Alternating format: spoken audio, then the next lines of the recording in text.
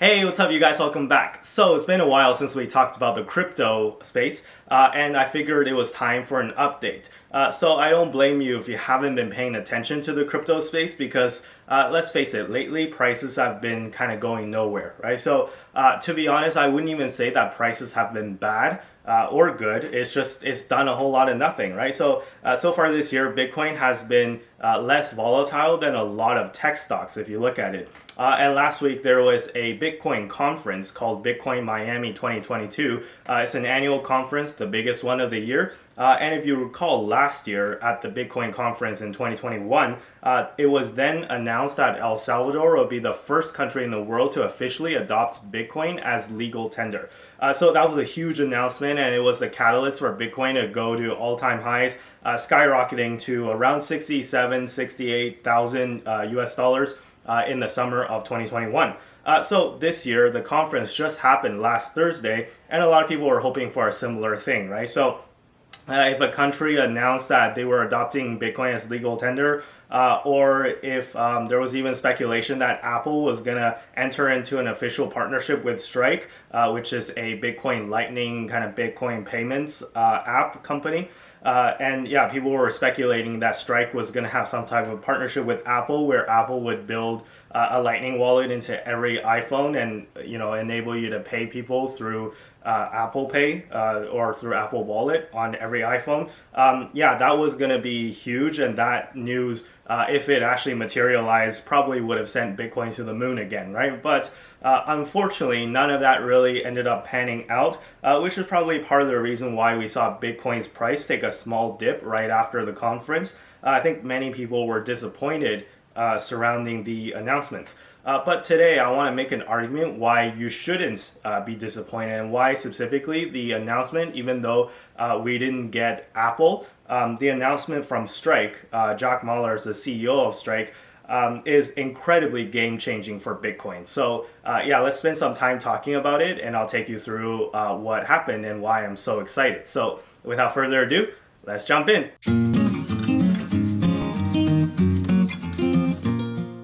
Okay, so first of all, let me give a quick synopsis of who Jack Mallers and Strike is. Yeah, I'm going to give you some details about the announcement, and I'm going to steal a few slides from Jack Mallers' presentation. And we're going to go through what it all means in the end as well. So basically, Strike is an app that lets you tap into the Bitcoin Lightning Network.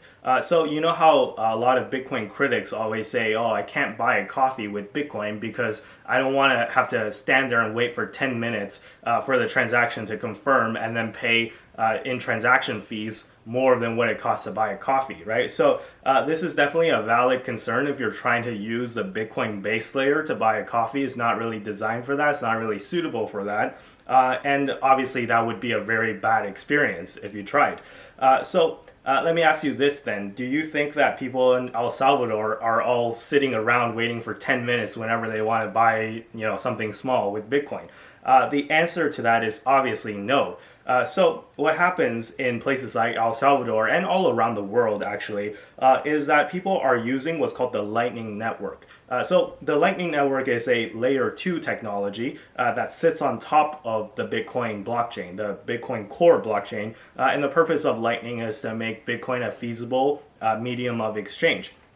So what this means is that Lightning transactions are pretty much instant, they're faster, and they're essentially free. So it costs like 1 Satoshi or less, right? So on the Lightning Network, you can actually denominate Bitcoin in less than 1 Satoshi. So usually we talk about 1 Satoshi as like kind of the base unit, but on the Lightning Network, you can actually have like millisatoshis, right? And 1 Satoshi right now is worth like 1/20th of a cent or something like that. So it's worth like very little, right? So even if it costs you a full Satoshi per transaction, is basically like you'd have to make 20 transactions to pay 1 cent, right? So it's basically free. So what this means is that with the Lightning Network, that's how Salvadorians are able to transact, right? Because obviously in El Salvador, incomes aren't as high as people in the United States, Canada, Western countries in general. So if you had to pay like $3 for every transaction, obviously that's not feasible, right? So it's all done through the Lightning Network in El Salvador, and that's the way that it's going to be going forward. for like everyone in the future if they want to use Bitcoin as a medium of exchange. So anyways, back to Jack's presentation about the Bitcoin Lightning Network. So basically what he was saying is that our financial payments network hasn't really changed since the 1970s. So the whole system that keeps payment in place, it still relies on things like MasterCard and Visa for these types of transactions where you go to the store and you buy something like point of sale, right? And this process hasn't really changed for a really long time. So the reason why this is so bad is because there are lots of middlemen in this process, right? So if you tap your Visa card at the store, what you might not realize what's going on in the background is that the machine has to call your card issuer's bank to check if you have enough credit to complete this transaction. This info has to be relayed through a card network, Visa in this case, right?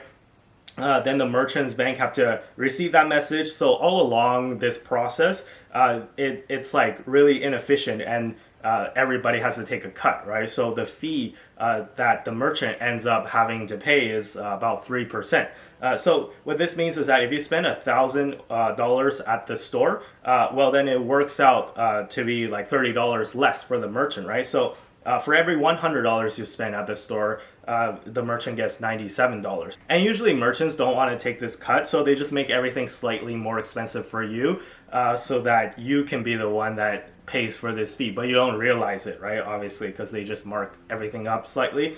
So yeah, anyways, how does Bitcoin help with this though? Well, if we can swap the guts of our financial payment system with Bitcoin Lightning, what would this look like, right? So bear with me here, okay? So first, let's begin with the payment. So with the payment, you can use any currency, right? So in this example that Jack showed in the presentation is that the person who's paying wants to pay in Australian dollars, right? So that's what AUD means, right? So he pays 155 and 7 cents in Australian dollars, and then the merchant wants to receive it in US dollars, right? So it has to do that currency conversion. So in this example, this payment gets automatically converted into Bitcoin and sent over the Lightning Network.